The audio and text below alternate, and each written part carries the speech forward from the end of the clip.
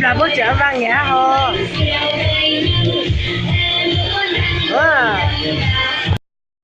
Vì con sẽ đang thiếu vắng, số đó hàng chân tôi sẽ dần chìm ra một hàng. Cùng cùng bắt các cùng tung tung các tung, em sẽ về chung tung. Em về chung tung, chúng em vui đùa hát ca.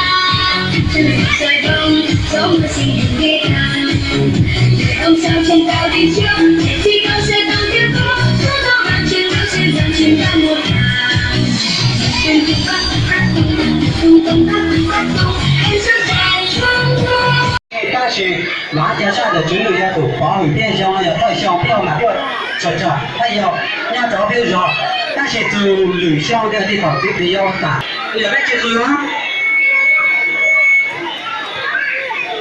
加工大，爷爷，爷爷，我来了。妈，别给老些妈，你莫阿边。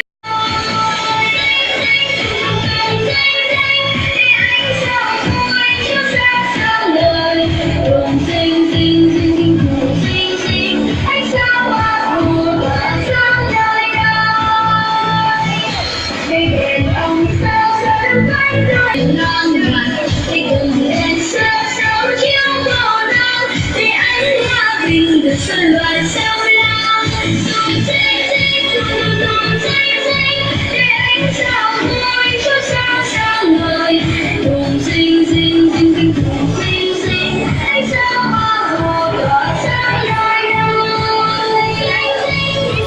静静，月影照会出沙上来，动静静，静静动静静，爱笑花火多上来来。